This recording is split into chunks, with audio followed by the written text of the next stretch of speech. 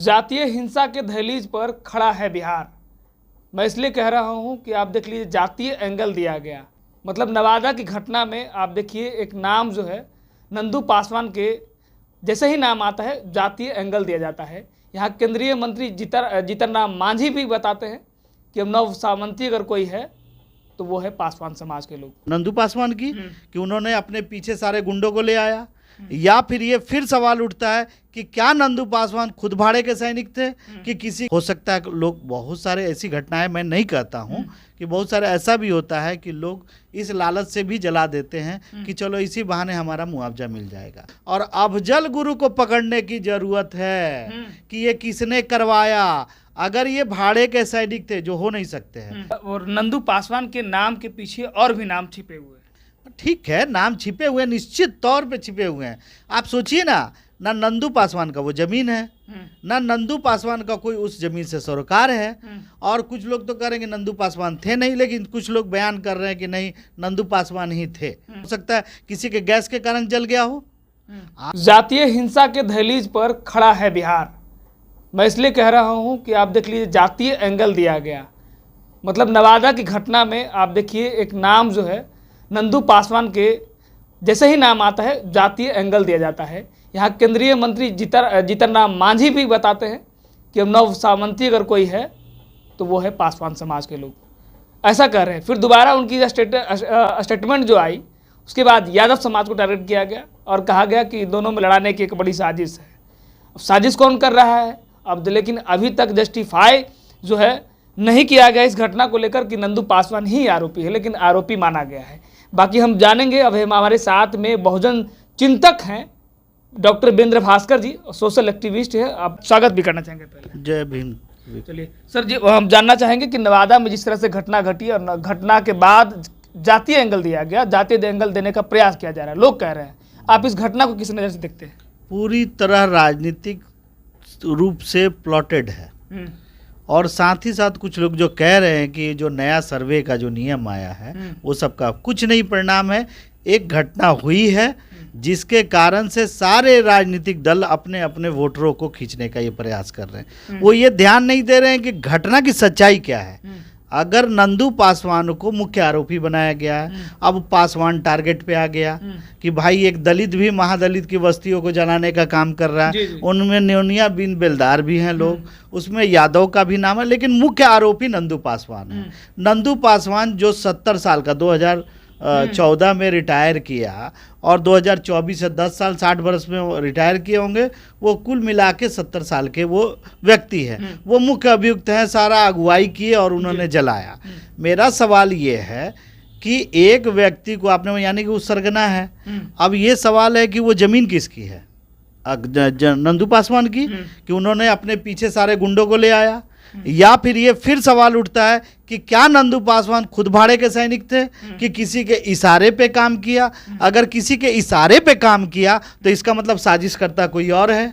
तो साजिशकर्ता का नाम क्यों नहीं आ रहा है? आप अफजल गुरु को जिस तरह से फांसी पे चढ़ा दिया, क्यों चढ़ा दिया? क्योंकि वो साजिश करता था। क्या वो संसद पे हमला करने गया था? नहीं। लेकिन जो एनआईए की तत्कालीन रिपोर्ट थी और गुप्तचर एजेंसियों ने जो कहा, उसके आधार पे आपने उसको अफजल गुरु को फांसी पे चढ़ा दिया। तो मैं ये कह रहा हूँ कि नवादा की घटना अगर वाकई बड़ी है तो इसके पीछे साजिश करता कौन है? बड़ी घटना नहीं मानते नवादा घटना को? आप ये समझिए, एक व्यक्ति हार्ट अटैक से मरा, किसी का भी आप दिखा दीजिए, किसी को छुरी लगा, कई घर जल गया। मैं क्या बोल रहा हूँ, हिंसा की बात बोल रहा हूँ। हिंसा, किसी को छुरी या तलवार का कोई धार लगा, किसी को गोली लगी, कुछ नहीं, सारे प्लॉटिंग कहे जा सकते हैं। घर जला, किसने जलाया इसका कोई साक्ष्य नहीं है। हो सकता है लोग, बहुत सारे ऐसी घटनाएं, मैं नहीं कहता हूं कि बहुत सारे ऐसा भी होता है कि लोग इस लालच से भी जला देते हैं कि चलो इसी बहाने हमारा मुआवजा मिल जाएगा। अच्छा, ऐसा भी होता है, ऐसा थोड़े ही है। आप हमारा सरोकार उससे नहीं है। ऐसा है क्या? मतलब नहीं, मैं नहीं कर सकता हूँ होने के लिए। जैसे आप नंदू पासवान ही आरोपी है, ये तो हो सकता है ना, साबित तो नहीं है।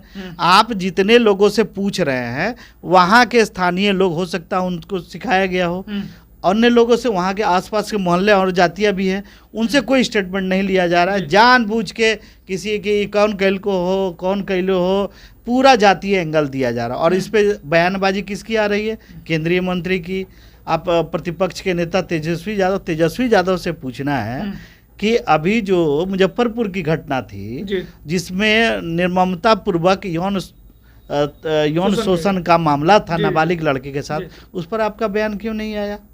आप महादलितों और दलितों पे ही बोलते हैं। और एक मामला ये भी है कि ये घटना अगर सही में है और नंदू पासवान दोषी है तो उसे कड़ी सजा होनी चाहिए। अच्छा, हाँ, निश्चित तौर पे।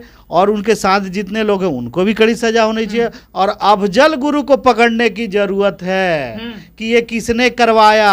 अगर ये भाड़े के सैनिक थे, जो हो नहीं सकते हैं, क्योंकि एक रिटायर्ड हवलदार को पैसे की जरूरत नहीं उतना होती है, उसको अच्छा खासा पेंशन मिलता है, वो दारू और मुर्गा के लिए कोई हिंसा नहीं करेगा। तो जमीन के लिए किया, तो जमीन जब उनका है ही नहीं, जिसका जमीन है उसने करवाया। इस एंगल से पुलिस को देखना चाहिए। किसी व्यक्ति को सिर्फ राजनीतिक तौर पर बदनाम करके और लोगों से राजनीति कराने की खुली छूट दी जा रही है। इसलिए नीतीश कुमार जी से मेरी अपील है कि जो भी हो तुरंत इसका खुलासा किया जाए और किसी वरीय अधिकारी और न्यायाधीश से इसकी घटना की जांच कराई जाए। तो मतलब नंदू पासवान के नाम के पीछे और भी नाम छिपे हुए हैं। ठीक है, नाम छिपे हुए हैं, निश्चित तौर पे छिपे हुए हैं। आप सोचिए ना नंदू पासवान का वो जमीन है, ना नंदू पासवान का कोई उस जमीन से सरोकार है। और कुछ लोग तो करेंगे नंदू पासवान थे नहीं, लेकिन कुछ लोग बयान कर रहे हैं कि नहीं नंदू पासवान ही थे। उनका हम बात मान लेते हैं। कारण, कोई भी घटना होती है तो कारण होता है। कोई भी हत्या होती है उसका कारण होता है। तो कारण क्या है? भूमि अधिग्रहण। भूमि है, हाँ। तो भूमि है तो ये भूमि उनका है। अभी तो खाता खतियान सब चढ़ रहा है। अब तो ये स्थिति है कि अगर कोई दबंग अगर ये हट रहे हैं तो उन पर अब कार्रवाई होनी है। अच्छा। उनको हटाया जाएगा। तो हो सकता है जो लोग उस जमीन पे हो वो देख रहे हैं कि खाता खतियान पे चढ़ ना जाए, असली मालिक का कब्जा ना हो जाए, इसलिए ये विवाद कर दिया जाए ताकि हमको दूसरा जगह जमीन मिल जाए और हमारा नया घर भी बन जाए। ऐसे भी हो सकता है, एंगल तो कुछ भी हो सकता है। लेकिन यहाँ सबसे दुर्भाग्यपूर्ण बात यह है कि मुख्य साजिशकर्ता को ना पकड़ के, बल्कि हमारे नेता, खास करके प्रतिपक्ष के नेता और ये जातीय एंगल देकर इस पर राजनीति कर रहे हैं और एंगल निकाला जा रहा है। मेरा ये कहना है कि कोई गोली से मरा, कोई तलवार से कटा, कोई लाठी से पिटा गया, कोई घटना ऐसी नहीं है। इसको जांचने की जरूरत है और पूरी तरह ही राजनीतिक हथकंडा अपनाया जा रहा है। और कुछ चैनल तो ऐसे हैं कि घृणित स्तर पे गिर चुके हैं कि एक एक जात को अलग अलग करने का काम कर रहे हैं कि तू मुसा रहा, तू चमा रहा, अच्छा दुसाद ऐसे कर रहा है। अच्छा। इस तरह की घटनाएं कर रही है तो बड़ा घृणित है। और अपना चेहरा को थोड़ा सा साफ कर लीजिए। ऐसे भी बहुत चेहरा साफ आपका नहीं है, तो थोड़ा चेहरा भी साफ करें और चरित्र भी साफ करने का बेईमानी नहीं।